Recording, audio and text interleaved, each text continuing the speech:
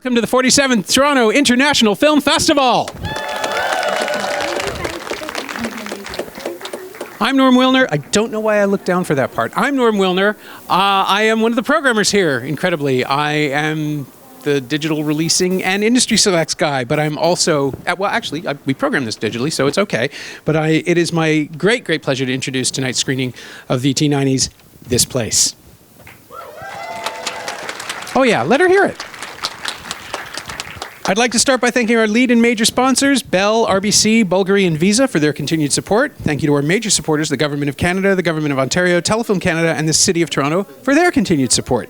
This film is screening as part of the Discovery program, which is generously sponsored by Dyson.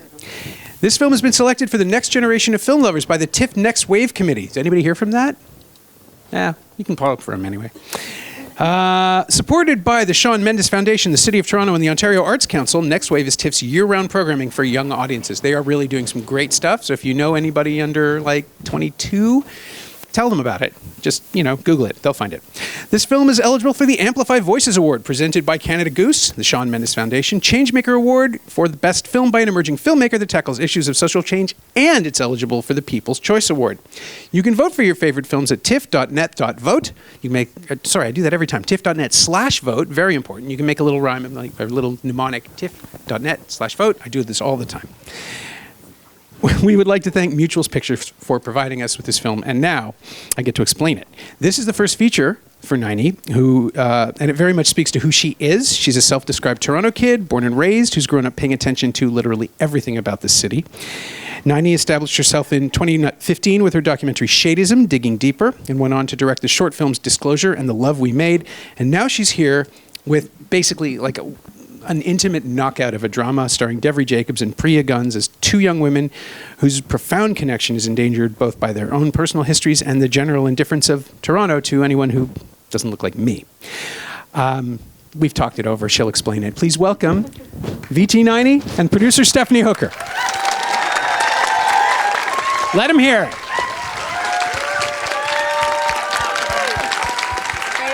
My pleasure. Welcome. Thank you. Oh, nice audience. Thank you everyone for coming. I'm VT90. You can call me 90. This is Stephanie Sunny Hooker, our amazing producer. Give her a round of applause. She got the film done. Very grateful that you all have chosen to watch our local independent film. Low budget, but we made it work. One thing that I've been saying, and I think is the best way to start our intros and set you off before you jump into the world of our film, is that it is a privilege for those who are not from our communities to be here watching our film. I think it's really important to remind folks that to let you into our worlds vulnerably, courageously, is a privilege, and I want people to know that. We don't often get to see these folks on screen, but definitely not together.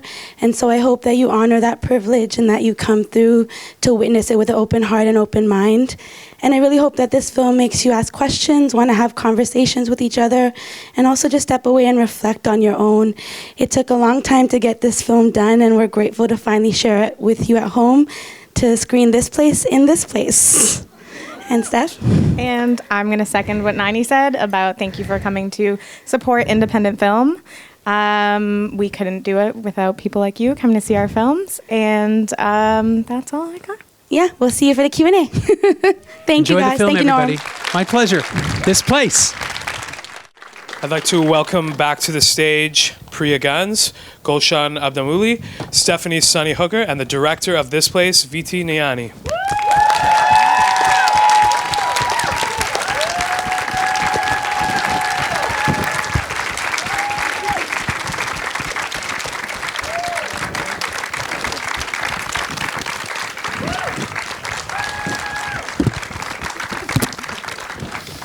I'll start off with a couple of questions, and then we'll take some from the audience.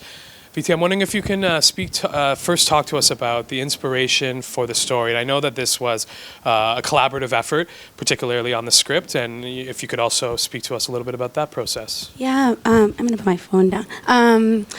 So my family is Tamil from Sri Lanka, or what we know as Sri Lanka. And in 2009, I'm sure folks who are from Toronto, but also globally, you saw the widespread protests against the genocide and what was happening in Sri Lanka at the end of the civil conflict. I started to do grad school research on that, just, Tamil women who are participating or not participating and why. And a friend of mine who's also a close family friend now, Darshika Selvasivam, asked a question during that research about what does it mean to protest on Indigenous land that's been stolen for a homeland elsewhere that's also being denied to us. And to be honest, up until that point, even having been born and raised in Toronto as a Tamil woman, didn't really think about my responsibility and relationship with Indigenous communities in that way before. And so that triggered, this idea for a film, very naive idea about two friends at the time, one who is Indigenous, didn't even know which community she'd be from, and one who is Tamil, because that's my experience, and what kinds of conversations would emerge from that. So that was the inspiration, and then Devery and I met. Gulshan and I had already known each other, and it began a 4-year, I think almost 4 years, right up until the week of filming, of writing the script together, and what was a story of friendship became a love story and a story of family as well. And I think this film is really rare because of the visibility that you give multiple communities here, and it's quite unique that we see a platform given to those communities. I'm wondering if you can just talk to us about how the script was shaped, and while considering some of the sensitivities that come with giving visibility to multiple communities. Maybe we could hear from you as well. Yeah. We were at the time coming into our own queerness, myself and Devery, so it felt important and natural to include that in the story. Also, as queer communities around the world continue to experience adversity, I think it was important for us to shape the relationship as not being a source of tension for their communities. I think it's really important for us to create a space and a narrative that is outside of what we usually see in film and television around immigrant folks and how their families react to queerness or them coming out. Yeah. And we spent a lot of time, 4 years where, we were at each other's houses. We were at Gulshan's parents' house eating. We were at my parents' house eating. We're at Devery's apartment eating and talking a lot. And, it's a film that we want to beg conversation out of. We want it to beget more conversation. And so we ourselves had to have difficult conversations and vulnerable, I would say courageous conversations about our understandings of each other and our communities, our lack of understanding, our, lack of knowledge about each other, and what has shaped our understandings of each other. So I think what you see on the film is a direct result of all the hard conversations we had and the sensitivity that we have towards and care and love towards our own communities, but also in the process of writing together each other's communities. I just want to add one more thing, beautifully said. I think it was also important for us to investigate what it means for immigrant and refugees to root themselves to this place, because we're often in transition or always looking for a way out. I know I could relate to that. I'm where could I leave? Where could I move? How could I get away from here? And as I'm growing older, and because as a result of this film and other research that I've done, I think it's really important to ask the question about what it means to root ourselves here.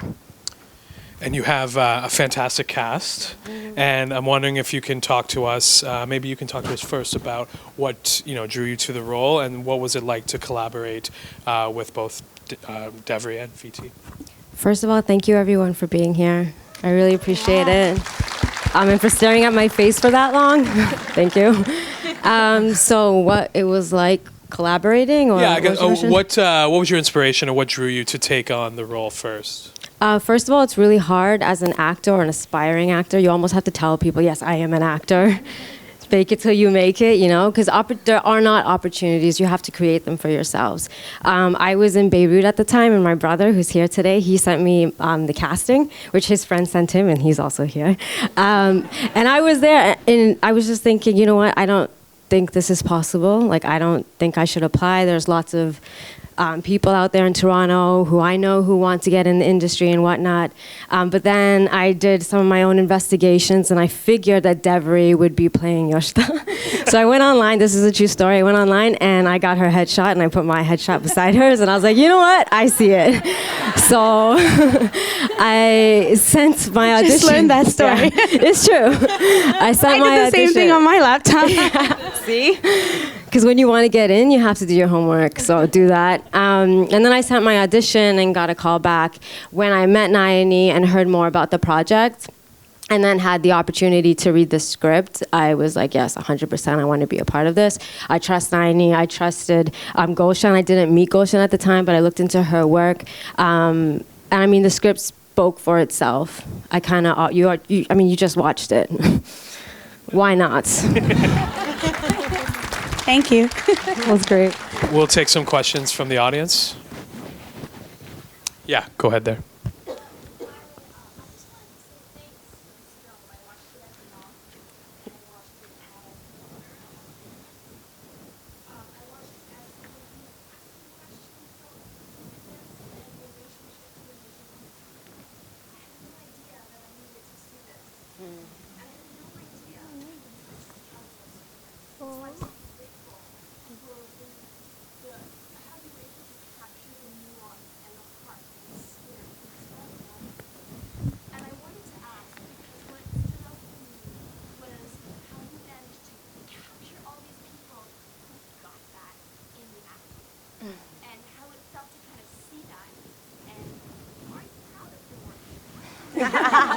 So, Patron was just mesmerized by the depth of the performances and how you were able to capture a certain mood and community here on film. And so, I guess first, what kind of atmosphere or environment do you sort of build on set to get that kind of trust and to get those kind of performances out of your talent? Yeah, I think thank you so much. It's Renee, right? I see you. I heard that voice. I know. We had a beautiful mix of seasoned actors who've been doing their thing, like Devery and Ali Momin and Brittany LeBourne, who people have seen in countless other works. And then I think it was really special to have a co-writer who was also the co-lead. I think that Devery really set a particular tone for all of the actors, I feel, that was very welcoming and safe and not pretentious, not like I'm a big star. That's just not who she is. And I think that set a tone about we're here to tell a story, and the story is ours, the three of us. And I think that was a beautiful place to start. But I also think, everyone was quite generous, and I don't think any of the actors came in with a sense of like, I'm more important. We also didn't share the script with everybody. They only had their scenes. So I think that was helpful. People really focused on their particular scene and had no idea what was going to happen the rest of the film or what the other stories were, which in hindsight, I don't know if I did that on purpose. I don't think I'm that smart. I just was so stressed out. I was like sending people their sides and trying to get it out to people. So I'm not going to take credit for that, but I think it worked. I'm also a doula and a yoga teacher. In my pursuit of filmmaking, I've, studied other things, and I think to be honest, people think being a doula and being a yoga teacher are so separate from this world of directing, but I think it's so intimately tied. I think it helps me create a safer, tender, nuanced space where, we're not doing brain surgery. Nobody's saving lives here. I don't think any of us take ourselves too seriously. I think it's really like we've come together to tell a story that's important to all of our communities. It was also really important that everyone be from the actual communities they're from. I think often we see, oh, there's a brown character. It can be any brown actor. And I was like, no, they have to be Tamil. They have to be Mohawk. They have to be Iranian. And, we had some conversations with the Actors Union and made that happen. But I think because everyone is from their communities, there's an added investment of doing right by the role and the stories. So I think being intentional and purposeful in our selection of crew and cast and people who really connected with the story or had personal investment in it led everybody to being really sensitive and wanting to do right by the story and wanting to do justice. So it really was a collaborative effort. It wasn't just me. I can be there and like coaxing them through. It's like childbirth. I've been there. I've seen babies come out. But so I think I've seen harder things than directing, to be honest. But being able to be there and really just create a heartfelt space that is like we're telling a story with love and let's all do it together has always been the goal, and I think that's what translates, hopefully. And I am proud. So it took 9 years. It's an indie feature that took a while to get done, and so many people came together to make it happen. And honestly, like, we got a lot of no's before Tiff. It was not an easy journey, and so grateful to have it premiere in this place. You know, I'm saying that on purpose. This place and this place, everything has just felt like an awe and a blessing. Like, I thought we were going to have to bankrupt the film at some point because it was too expensive, you know, and now we're here. So everything that's good that has happened has felt like, oh, okay, that's happening. And we're just trying to enjoy the moment. But we are proud. We get to see an audience with you guys. You know, it's crazy. It's wild.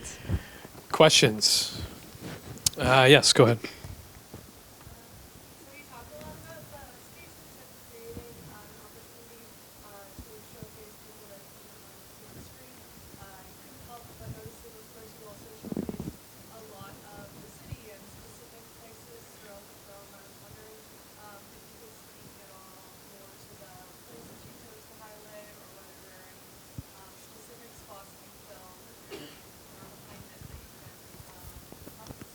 Yeah, can you talk about the different locations around the city and if any of them had any special meaning to you or anyone's experience here?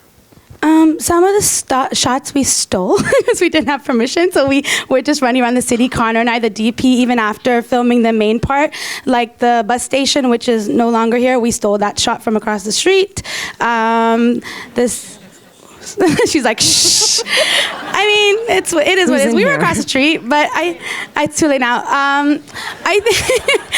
I don't think in the script we had like it's this neighborhood. Like we didn't want to do a film where it was a specific neighborhood. I think that left us open to really showcasing a large variety of shots from the city. Part of it was like intentional, and part of it was like what could we get access to film, to be honest. And so that dictated a lot. But we just wanted to show the streets. We wanted to show everyday moments that people run across the city, like in different spaces. We tried to get a TTC shot. We couldn't really do that because COVID hit, so we shot outside in front of a streetcar. We just made it work where we could.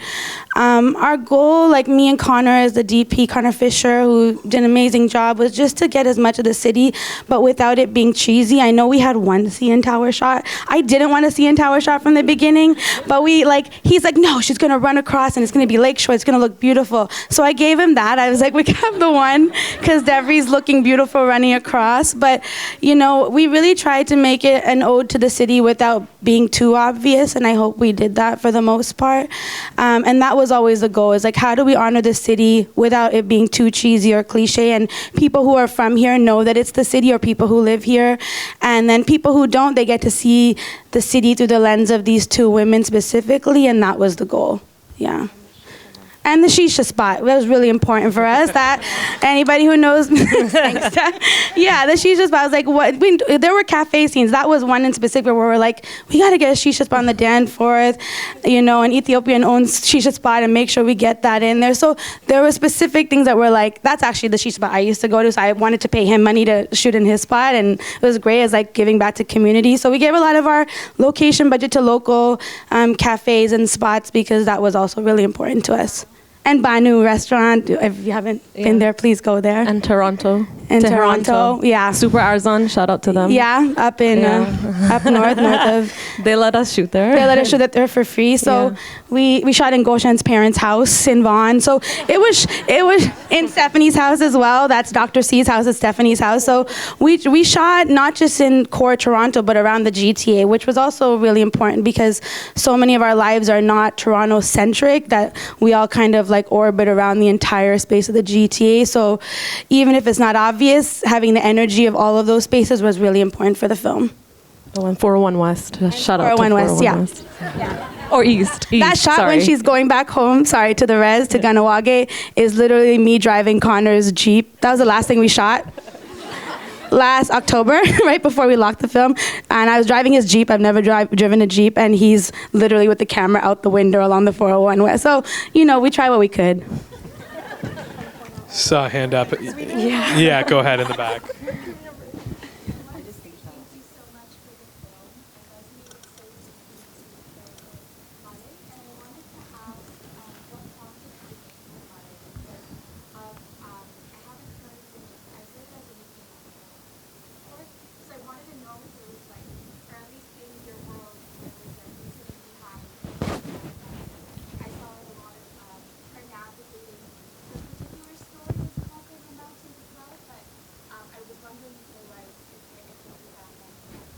Yeah, what inspired you to name your Tamil character Malai? Yeah, I thought about rain, like Malai, which is, that's what my parents said growing up. I know there's so many different words that people use regionally, but I thought about rain and I thought about her life just being so full of emotion. I mean, she's a Scorpio in my mind as well. But her life being so full of rain and water, and there's like these depths that she swims but doesn't often express.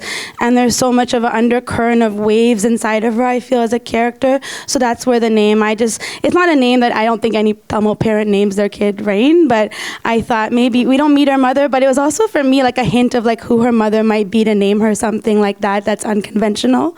So rain, because of the undercurrent of emotion that I think Malay is always feeling.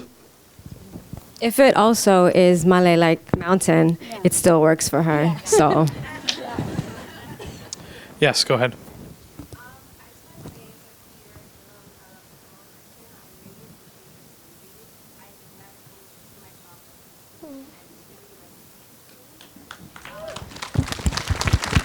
Thank you. Thank you for sharing that.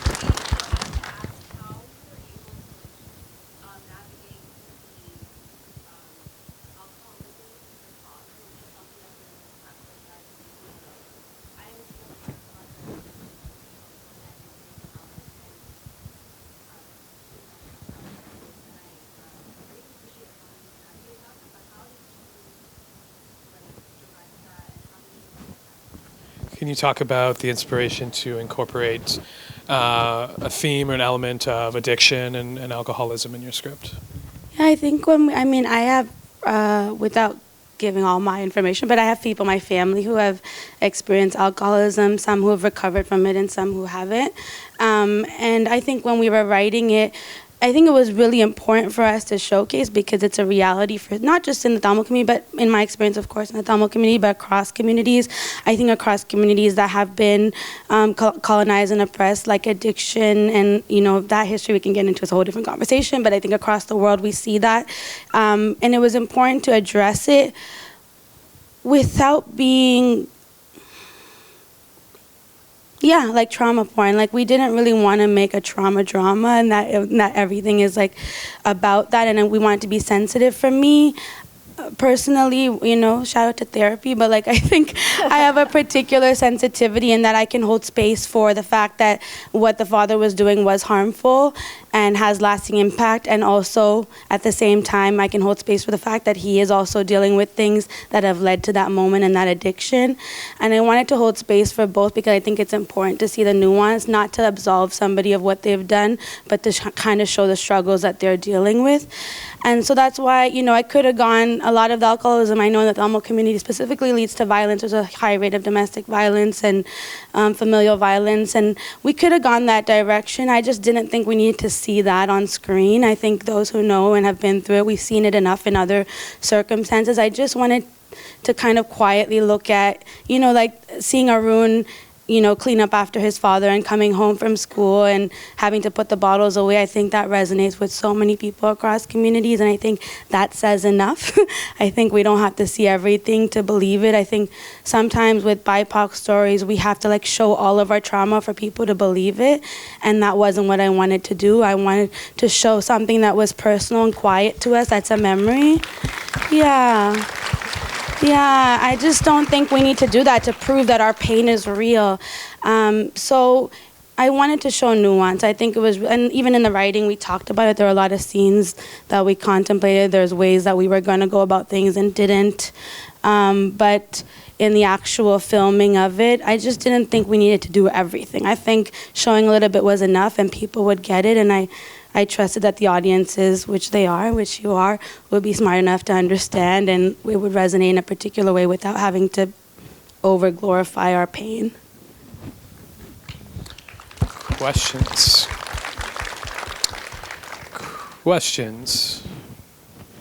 Oh, yeah, in the back there. You have a hand here.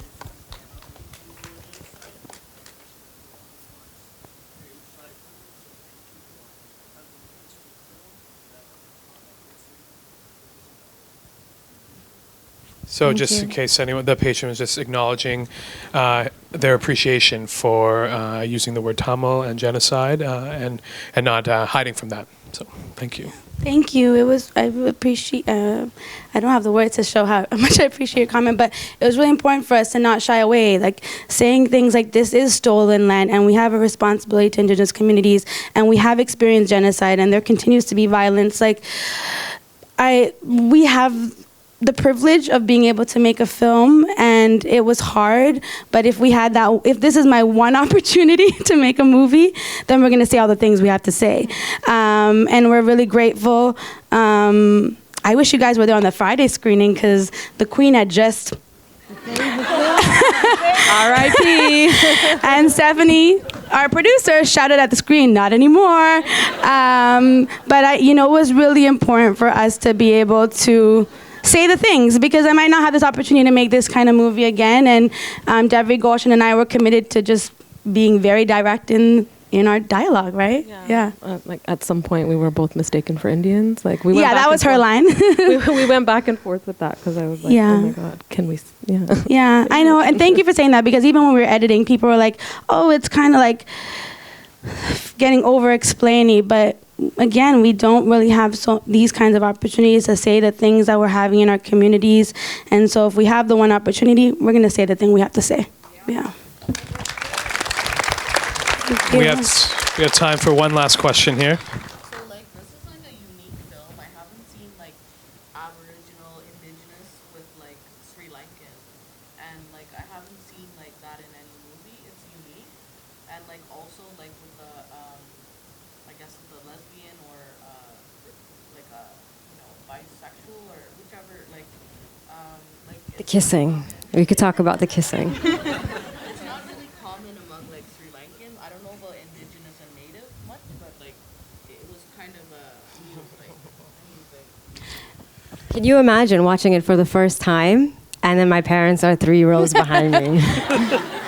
I'm still processing everything. Yeah, I mean, I think if you want to talk about just, this is a trailblazing film for both communities involved, and maybe if you want to talk about reactions from family and the screening, and just or how you were, approaching, having material that is daring and bold. I mean, people have always been queer. People have always been trans. Our communities have always been full of LGBTQ plus folks, across the spectrum, who maybe not always outwardly, maybe we don't talk about it, we don't showcase it on screen. And I think what Goshen said earlier, which was we didn't want to make it this big traumatic moment of coming out on screen. We wanted to show people living as they were, loving as they are, and being supported. I think my favorite scene, both of us, is Arun and her in the car, and he's like, oh, I didn't know, and you have so little faith in me. I think we just wanted to show something. I mean, Goshen, you can speak more to this about the writing process, but we just wanted to show something on screen that we know to exist every single day and has existed every single day, and not make a big deal about it. It's just 2 beautiful people falling in love, and they do across communities every single day. You want to? Of course. I think it's because we just don't see enough of it, and hopefully we continue to see more of it. I mean, this film was inspired by the work of, Dee Rees with Pariah, and obviously Barry Jenkins with Moonlight. You Love Blue is the Warmest Color. There's just so many people, so many films that have informed this work and informed us as storytellers, and I think we just wanted to see a version that had people that look like us. Yeah.